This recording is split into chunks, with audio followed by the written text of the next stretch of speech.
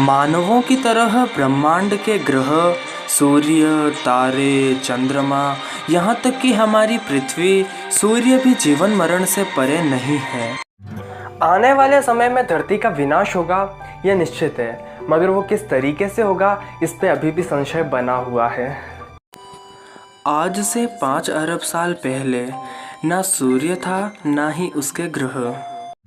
5 अरब वर्ष पूर्व से कुछ ऐसी भाग्यशाली घटनाएं एक निश्चित क्रम में हुई है और वो क्रम हमारे वजूद का कारण है।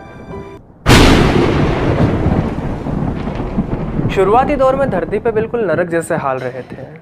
उस वक्त ना पानी था ना ऑक्सीजन था। हमारा पहला पूर्वज का पनपना और उसका इंसान में बदलना काफ़ी मज़ेदार घटना है। शुरुआती दौर में गैस और धूल के मिश्रण ग्रेविटी की वजह से एकत्रित होने लगी।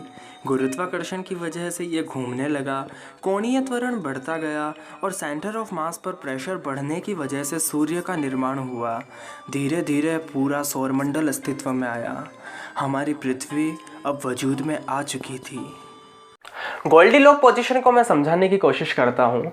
अगर मेरे हाथ में ये सूरज है और सौर मंडल को मैं ऊर्ध्वाधर मान रहा हूँ, तो जहाँ पे आपको धरती दिखाई दे रही है, यानी कि वो क्षेत्र इस सूरज से दूरी, वह दूरी जहाँ पे तापमान ना ज़्यादा गर्म होता है ना ज़्यादा ठंडा होता है, जीवन के पनपने के लिए उपयुक्त ताप जिसमें पानी तरल अवस्था में रह सकता है, ये गोल्डीलॉक कहलाता है। और यहाँ पर आप देख सकते हो कि धरती के साथ में मंगल का भी कुछ हिस्सा गोल्डीलॉक पोजीशन के अंदर आ रहा है। हमारा ग्रह ही नहीं बल्कि मंगल भी गोल्डीलॉक पोजीशन में है। पर क्या मंगल इन सारी भाग्यशाली घटनाओं से सच में अछूता रहा?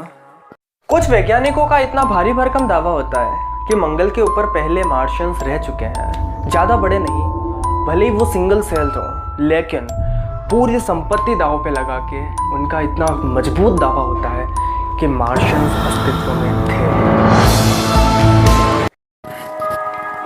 अतीत की पहली भाग्यशाली घटना पृथ्वी का ऐसी जगह पर जन्म लेना है जहां पानी तरल रूप में रह सके, जहां न ज़्यादा गर्मी हो न ज़्यादा ठंडी। धरती का शुरुआती दौर नरक से भी बदतर था। उस वक्त को देखकर जीवन की कल्पना करना किसी मजाक से कम नहीं। धरती पर पहला जीवन पनपना इस ग्रह की अद्भुत जंग रही है। नवजात पृथ्वी के पास अपना कोई चांद नहीं था। यह वो दौर था जब भरोसेमंद मौसम नहीं था, यानी एक ऐसा मौसम जो नियमितता के साथ बदल सके। सर्दी, बारिश, गर्मी निश्चित क्रम में, निश्चित अंतराल में होना बहुत ज़रूरी है। जीवन की संभावनाओं से परिपूर्ण यह अद्भुत ग्रह 23.5 डिग्री के अक्ष पर झुका है और इस झुकाव के कारण ही हमारे दोनों ध्रुवों के ऊपर सूरज की किरणें पहुंच पाती है। यह 23.5 डिग्री के अक्ष का झुकाव ही सूरज की किरणों के दोनों ध्रुवों पर पहुंच पाने का कारण है। करीब 4 अरब वर्ष पहले मंगल जितने बड़े आकार का ग्रह हमारी धरती का अंत करने के लिए चला था। यह एक भीषण टक्कर थी जो हमारी कल्पना शक्ति से भी परे है। मगर यह सिर्फ तबाही न थी, यह एक भाग्यशाली घटना साबित हुई।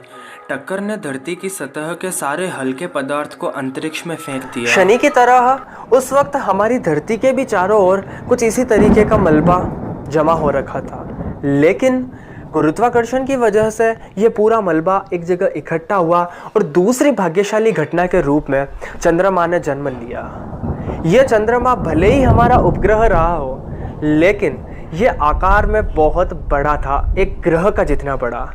डगमगाती हुई धरती को एक बड़े उपग्रह की ज़रूरत थी उस वक्त, जो कि चांद के द्वारा पूरी हो गई।